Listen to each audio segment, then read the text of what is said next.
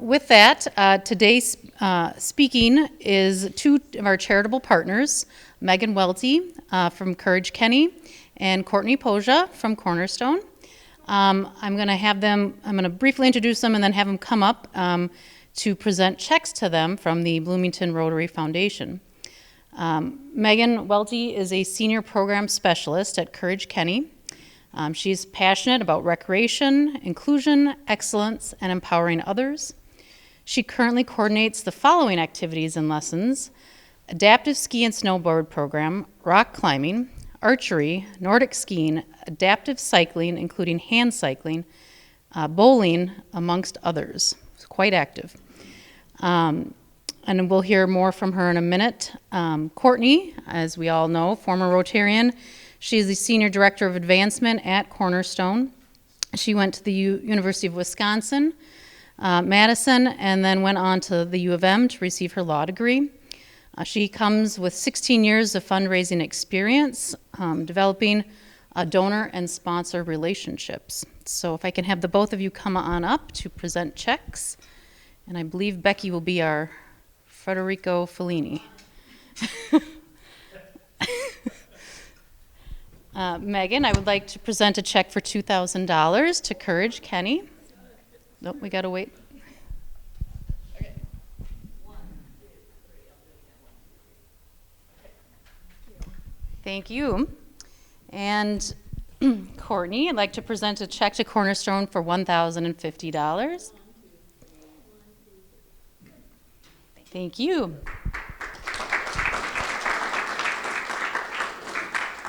And with that, Megan, if you'd like to come up and tell us more about Courage Kenny. Here's your clicker. Oh, awesome. Let's see if I can use both hands at the same time. All right. Well, thank you, everyone. I'm Megan Welty. I'm a specialist over at Courage Kenny Rehabilitation Institute. Some of you may have know about us as a former Courage Center. But before I get into it, I just want to give a very sincere thank you.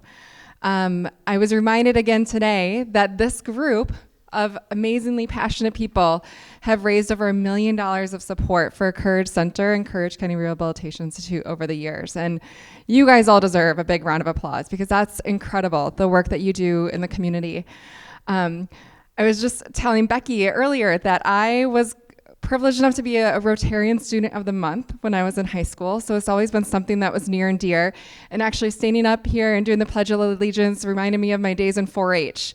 And doing our own, meetings as a group. And so the idea of what Rotarians do has just always been near and dear to my heart. And we even sponsored a student when I was in high school that stayed with us for a few months down in Owatonna. So again, just thank you for all the work that you do. So I feel very lucky to come here and speak to you guys today about some of the things that I get to do. So, but this of just the gifts over the years are pretty amazing.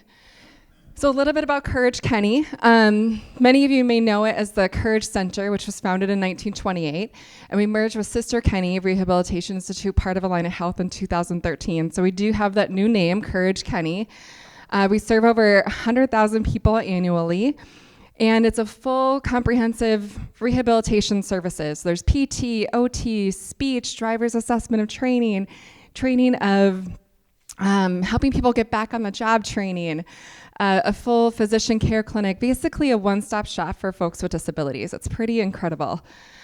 And I wanted to share with you the vision today of Courage Kenny because it's something that's very near and dear to my heart, but partnering with people to live, work, and play to their full potential. And if you think about those things, what do you like to do for play? What are those fun things in your life? Those are the things how we typically identify ourselves. This last weekend, I was a mountain biker. I was a fisher person, going fishing with my kids. That play is such an important part of who we are. So that's what we do in the sports and recreation department is we help people play. We help them identify themselves with the things that they do, not the perceived limits of their disabilities. So we serve individuals ages 4 to 91 years of age, and diagnoses include kind of a little bit of everything. Part of our program is historically a Paralympic sport club, so we've had a number of our athletes that have gone on and competed on Team USA over the years, and that in and of itself is quite the accomplishment. This is actually a picture of Chuck Aoki. You might recognize him. He was the flag bearer for Team USA in the last Paralympics.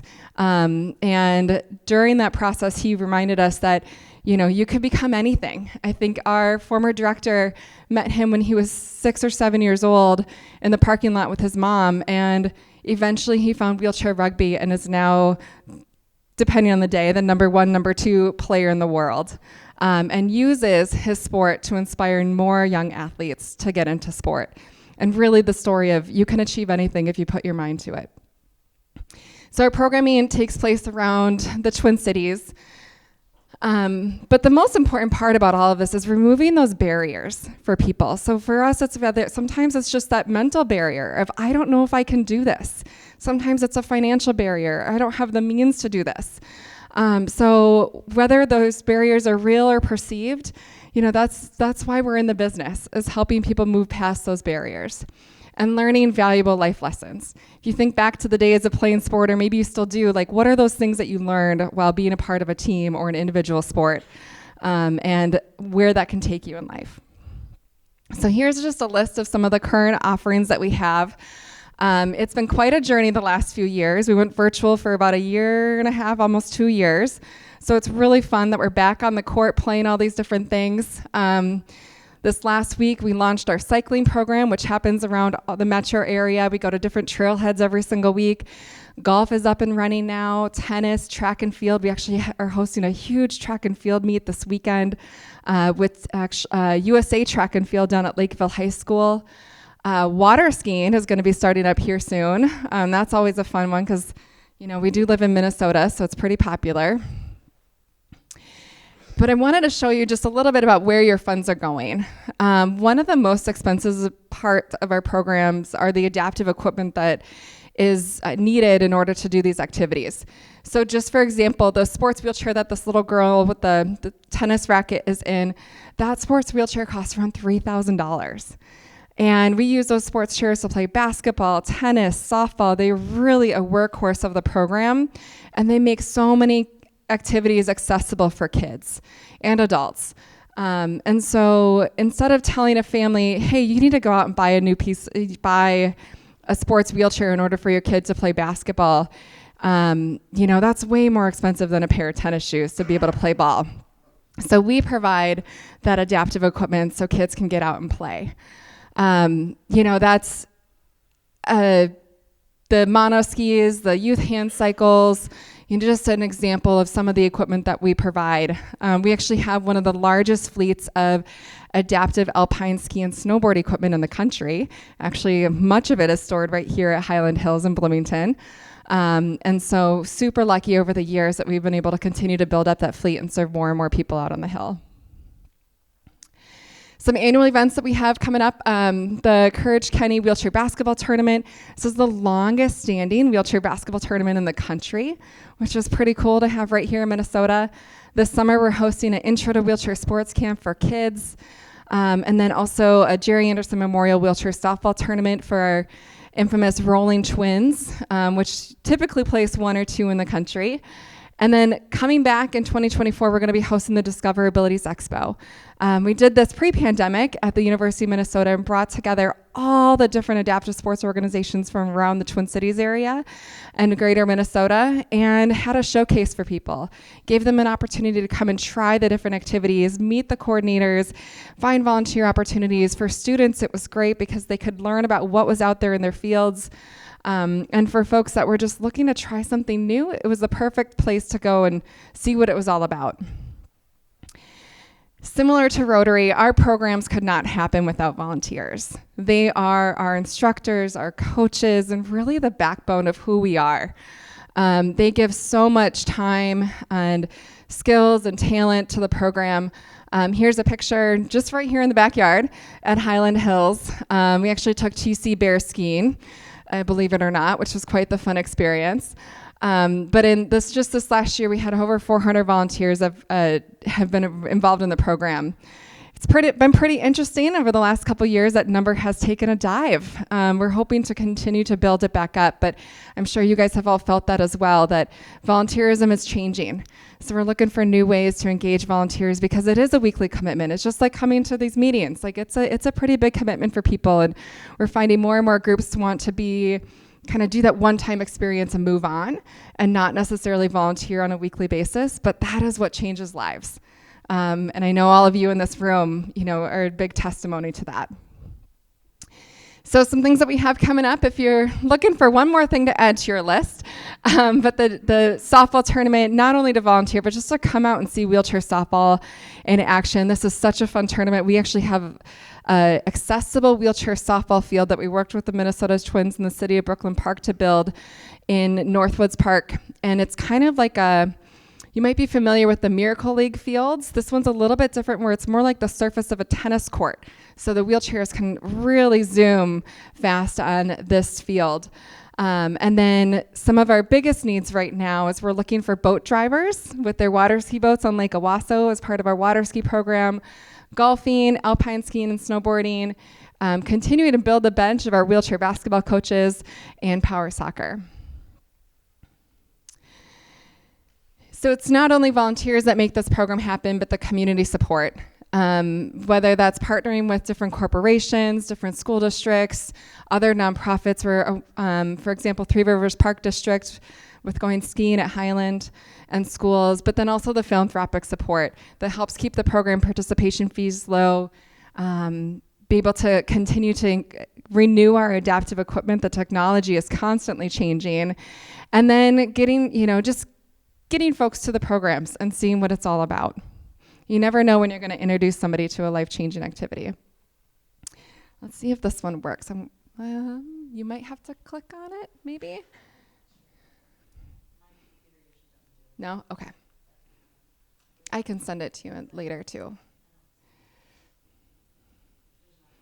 Okay. No, that's okay. What this video is we partnered with the Minnesota United this last year for our power soccer team to become the Minnesota United Power Soccer Team. It is one of the 3 power soccer teams in the country that is affiliated with an MLS league. So it's really fun. The players all have the Minnesota United get up. They're just super excited to be considered the Loons. It's kind of hard to tell from this picture, but power soccer is a pretty unique sport. It's played in power wheelchairs. And those wheelchairs have a big guard on the front. And the soccer ball is actually about this big. They're pretty big. And they use that guard to hit the ball and whip it down the court.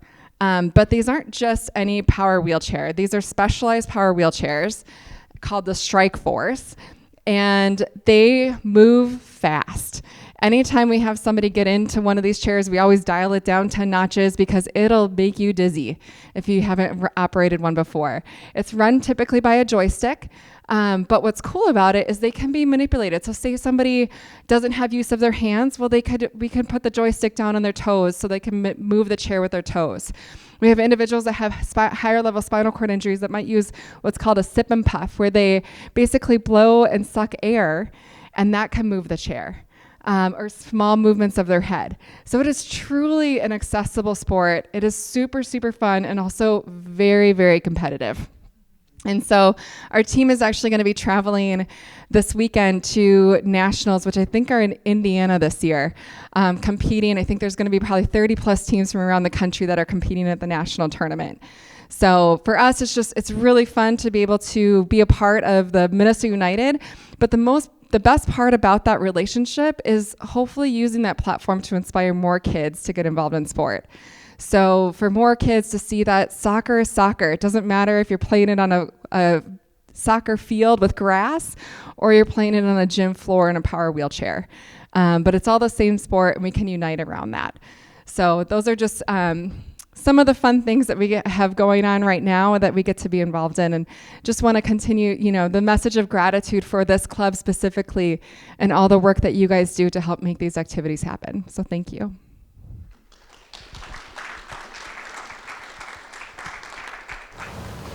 I have a question for Meg. Oh yeah, I should have asked if you had questions. Are you partnering with True Friends? Yeah, we were Can you explain that? Yeah, totally.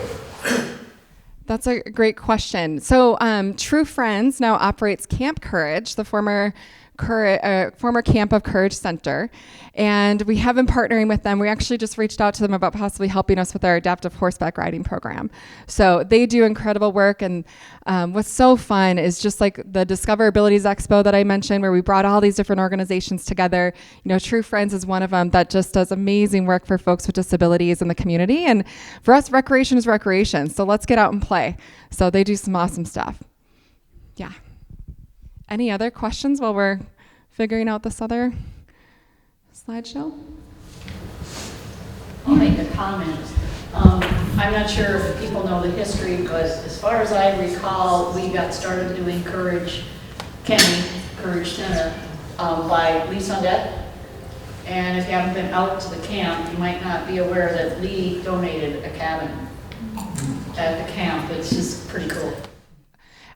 Becky mentioned that Lee Sundette donated a cabin out at Camp Courage. And that was kind of the original connection between Camp Courage and Courage Kenny and the club.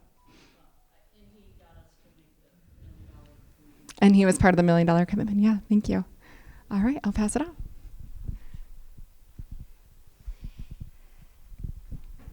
Great, thanks. It is so nice to see so many friendly faces. I was like, well, either people will be happy to see me, I'm gonna get heckled, I don't know what's gonna happen. But it is great to see everybody. Thank you so much. And I just wanted to start by saying, again, thank you so much to the Bloomington Rotary Club for your long-term support of Cornerstone and our families. Our roots in the Bloomington community go way back. And I just wanted to say thank you again for your partnership in this work as we're helping to keep families and our community safe. So what I'm probably going to do is I know some people are very familiar with Cornerstone and some folks might be new to our organization. So I'll do kind of an overview, talk a little bit about some of the some of the challenges our families are seeing right now, and then provide some updates to our programming kind of as we move through it. And at the end, we'll do a little deeper dive into the specific grant that we received for this year. So Cornerstone, our history, we were started in 1983 here in Bloomington, which means this is our 40th anniversary. I know, which I feel like it was just the 25th and I was moving chairs, so I'm not sure where those 15 years went. But so really proud of our long track record in history, and so it will be our 40th anniversary this year. We're going to be doing a, which you can learn more about on our website, a fundraising luncheon on October 27th. We're going to be rolling more information out about that. But just to kind of give you a heads up. And then, we started out as a very specific domestic violence agency. We've since grown geographically. And from Duty Backstrom, one of our founders who's here today. And so we started out as we had wonderful volunteers in the community like Duty and other folks as well. And so fortunate to have that. There was just not those services in the southern suburbs. So it was really important for Cornerstone to get started. And since then, we have grown significantly. We've expanded our geography as well as moved into the space to provide services for sexual violence, human trafficking, and general crime. So you can see just our mission statement, what drives our work. I often think that I like to call out our ultimate goal is to reduce the prevalence of domestic violence, sexual violence, human trafficking, and general crime. While our mission, while important, I feel like that goal is what really guides our work each day. So need for services, we know that 1 in 3 women and 1 in 4 men have experienced some form of physical violence by an intimate partner. And 35% of women who are homeless in Minnesota are homeless due to domestic violence. So we know that that is a significant connection between homelessness and domestic violence, which we'll talk a little bit about in a sec here. 14 to 20% of homeless youth in Minnesota have engaged in survival sex for food or shelter. And by the time Minnesota girls graduate from high school, 12% will be sexually assaulted. By the end of college, that number is 29%. So there's a lot of work to be done. We do a lot of work in the prevention space, and we do a lot of work. One of our really important initiatives right now that we're doing in the schools is the education unit on what is consent. So really important. Those are really important pieces of our programming. So our programs overall, so day one, we operate the statewide domestic violence, sexual violence, human trafficking, and general crime crisis line. So folks can call from anywhere in the state and receive access to emergency shelter or any other services that they may need. One of the other pieces we like to call out on that is that people who are concerned about someone else in a violent relationship use this line as well. So our emergency services, we'll talk a little bit about that as I talk more about the grant.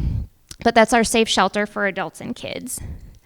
I don't know why we went to the bottom, but so programming for youth, as I had kind of talked about, we're really committed to prevention. We know that we will not stop the cycle of domestic and sexual violence without prevention work, and that means working with kids from the time they're young, well into being teenagers. We know by college that is a little bit too late, right? So our economic empowerment services, that is our work that we do in both the housing space, which I'll talk a little bit about, as well as financial stability. So we know that for many people, anecdotally, a lot of our participants share with us that the reason they felt unable to leave a violent relationship was financial, because they were making the decision between staying in an unsafe home or living in their car with their kids, and nobody should have to be in that situation. So we do a lot of financial empowerment work, including match savings accounts and financial literacy, as well as a wide array of housing services. We have a lot of staff dedicated to that.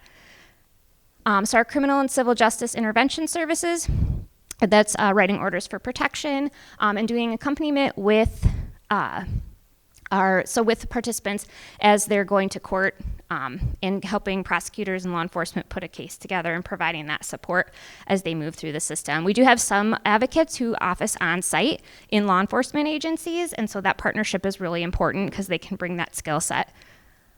So our clinical services, as you can imagine, extremely in high demand. We have them on a sliding scale fee, so people are able to access them at sometimes down to zero. And we know that any therapy is really difficult to come by right now. And then our general crime services, which are for folks who have experienced non-interpersonal violence crimes as well. We are the organization that administers the statewide emergency victim assistance program. So if your house gets broken into and you can't afford to replace your window or your locks, there are state funds for that, and we administer those as well as provide support. So just a quick at a glance here on the impact. One of the things I wanted to really call out is one of the things I think is really important is the 99% of families who stay in our emergency services program secure safe housing after leaving our shelter. So I think we can't underestimate how important that very first step to safety is for families, because it helps launch into the next stage, which is going to be safe, or in addition to safety, then sustainability or self-sufficiency as well, and stability. And then 86% of families who receive housing advocacy service have maintained their housing for 12 months. That is also really important. We know housing is key. Housing has to be first for people to have stability. So to just kind of dig in a little bit deeper on the grant that we received this year from this club, it's for our emergency services programs. And so, as I said, that's our emergency shelter, which is located at our site in Bloomington here, right by Mall of America. And we are pretty much always full, as are all the shelters across the state. The demand is extremely high, and it has been for quite a long time. Part of that is people reaching out for services, but another part of that is that there is nowhere for people to go because it's just not affordable housing. It's hard to obtain. We're seeing now some landlords are asking for, just higher and higher amounts for security deposits and first month's rent. It's really a barrier for folks who are kind of starting out on their own after leaving a violent relationship. So we provide a lot of support around that. But our crisis services and our emergency shelter, absolutely key. So the way that our shelter is set up, so we built our building in 2004 and moved in 2005, and we got to build it the way we wanted to. We had a whole capital campaign. It was before I got there, so I just got to come into the nice building and didn't have to do any of the work. But so our shelter upstairs it's divided into apartment units, and part of the reason for that is we didn't want it to feel like an institution, right? We wanted it to feel as like almost kind of home-like as possible, as close as it can be. So we have 2 families in each unit. They share the living room and the kitchen and the bathroom, and then they have their own bedrooms. So within those bedrooms, we have bunk beds, and it's a larger bed on the bottom and a smaller bed on the top. So we're able to fit more folks in there. And so that was a very long walk to, that is what this grant is supporting, another one of those bunk bed sets. We have to have their be obviously really safe and very sturdy. We've got so many families in and out. We've had the same set since we moved in 2005, so getting to replace these is huge, and we are so grateful for that. So that's kind of where we're at in terms of kind of where our shelter refresh project. This is kind of the last piece, and this is absolutely the last piece, so we're excited. Once we heard from you guys, we were reordered. So we've got the rest of the financing secured for, or the grants secured for the rest of those, which we're really excited about. And so, yes, thank you again so much. They're critical life-saving services. We are so grateful. And if you're welcome to come for a tour if you'd like. We're finally able to give tours again. So if it's something you'd want to see, please reach out. I'm happy to do that. We can get that on the schedule. And one other thing, just to mention that's new and at Cornerstone is that our executive director, Meg Schnabel, is retiring after 9 years. So yeah, going to be big changes. I don't even like talking about it. I'm going to miss her. If you're interested at all, we have a kind of a running update on our website.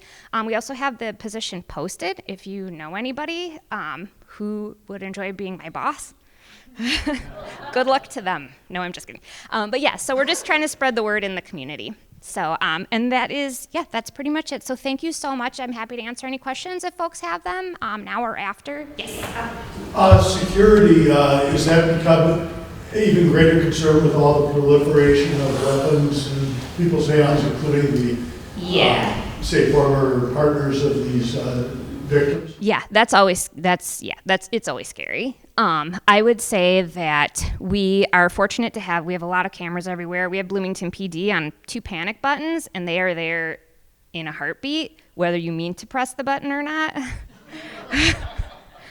Very responsive. We're really fortunate. And kind of the way we built the building, it's glass in the front, so you can see kind of people coming up. We're double lock secured. Everything is behind like 2 doors. And so, we do kind of those sort of like everybody, like what happens if somebody comes in with a gun, it is. I wouldn't say it's scarier now than it has been. It's always been scary because we know abusers are extremely dangerous. We also know that traffickers are extremely dangerous, as in our stalkers, right? So that's a lot of volatile people. And so it is, but somebody's got to do the work, right? So we do it, and we do the best we can to keep ourselves and our participants safe. So. Yes. I have another question. I know that 2 of the legal assistants in our office helped a 3rd one who was in an abusive relationship relocate while her husband was out to a secure location and stuff. Are those kind of interventions ones that you get involved in from time to time, or do you have post-intervention only? Yeah, we tend to not do, a lot of times we'll even work with people while they're thinking about it, because a lot of times people don't necessarily even identify that they're in an abusive relationship, especially if there's not necessarily a lot of physical abuse. So working with folks to kind of identify the situation. And then we also work with folks kind of more in the run-up to it to be like, okay, well, make sure you have your birth certificate and your kids' birth certificates, and what do you need if you leave, and kind of all of those pieces. And then also we do a lot of safety planning. Every person we talk to, we do safety planning with, whether that's you're going somewhere or whether that's how are you staying safe with your family, how are you staying safe with friends, how are you staying safe in your own home, and kind of what those steps are. So we're involved kind of at each stage. But again, the first 72 hours of leaving a violent relationship are the most dangerous. So just trying to make sure that people are, and everybody's kind of their expert on their own situation and knows how to stay safe. So what we can do to support that. But again, it kind of goes back to that, are there guns in the home? Is there just kind of thinking through some of those pieces to help people stay safe. So, yes. I was wondering what kind of support you get through the court system. I just read this absolutely horrible article that was in the Star Tribune about a guy that was basically controlling women, and he was sort of in the S&M world, and so then women that are subject to this are like, people in the court go, well, you know, you kind of put yourself in that situation. Yeah. But this guy allegedly killed at least one woman and has abused several, and they were all terrified to leave him. And like he would put chains around their necks and all kinds of stuff. And this guy, as far as I know, was walking. I don't know, Jamie, if you read the same article. But, you know, is there an issue with the court system too? Yeah, so we are primarily a lot of our work is in like the family court space because we do a lot of orders for protection. If we're in the criminal court space, it's because someone has pressed charges or called the police. So unless we're getting referrals from law enforcement, we don't have a ton of engagement like kind of at that court level, but we do work with prosecutors to help support the victims, survivors, so that they, you know, so that they will continue forward with the case. And then we try to do that in a trauma-informed way. And we've found that that helps people stick with it a little more, but also respecting that that's their own process. And if that's something that they feel is worse for their safety, then we would respect that too. So it was really complicated, but yeah. Second one, how's brain spotting working? Oh, the brain spotting. I think, I don't know too much about that because it's our clinical team that has been doing it. So I don't know the specifics of it. And We funded that 2 years ago. yes, I think, yep. Yep, and so, yes, that is actually a good question. So I don't have access to clinical notes. I could probably get like an overview, and I also am not sure we can necessarily count how many people have received that since it's part of a treatment plan. Like I'm not sure what I have access to as not a clinician. I could probably get like an overview. I'm just kind of curious because I know you were originally going to do ART training and then switch to brain spot and follow that. Yeah, and I know we do have staff that are credentialed in that. In terms of like, I don't have a ton of anecdotal evidence around what they're seeing in terms of working with specific clients. So, Deb, yes. Courtney, how do you define, I think it was 29% of either high school or college women will have been abused. How does that manifest itself? I mean, how do you define that? Yes. Oh, that bottom Sexually assaulted, I guess. Yeah, and that is, it's kind of what we would think of as like, like, I guess like rape and a sexual assault, but also, assault would also be like unwelcome touching and like a lot of that, which we know happens a lot. We think these numbers are probably low. Do you want to talk about your school-based programs and what is consent? I would love to, yes. Thanks, Jamie. Jamie's daughter works at Cornerstone in our school-based services. She's awesome.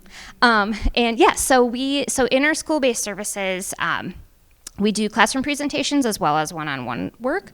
And the classroom presentations, our newest one has been What is Consent? And so that is both for, boys and for girls, right? To think about how, and it's also not even just framed in a sexual assault context, but also like drinking, drugs, like what are you saying yes to and what are you saying no to, right?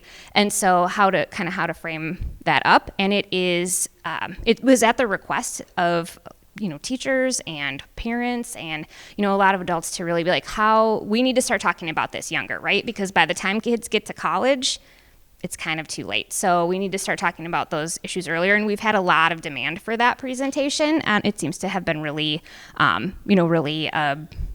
very popular, and it's important. It's an important topic. And so we've got people who are much cooler than I am talking to young people, about what these, kind of what these issues are. So yeah, and we usually get in front of between 8,000 and 9,000 students each year with our school-based services. So it's a pretty big impact.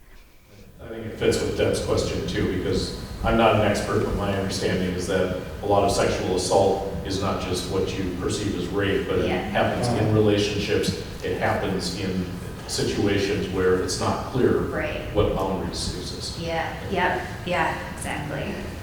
Yes. At what age do you introduce this program in schools? Yeah, so we're for sure in high schools. We're in some middle schools. We would love to be younger. We just don't have the resources to pay staff. So, but we'd love to be able to spread it out, much, more broadly geographically, go younger, expand topics. They are a small but mighty team. So. Courtney, what's your service area? So we are, so kind of our original hub is South Hennepin here. So Bloomington, Richfield, Eden Prairie, Edina.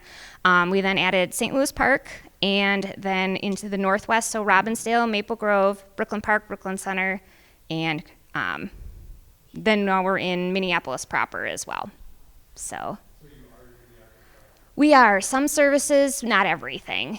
Minneapolis is kind of divvied up kind of based on what the services are, but we do have more of a presence there. We're not in the schools there, but we do criminal justice and civil justice work there. So, great. And you know how to find me if you have more questions, right? Thanks. Thank you, Courtney.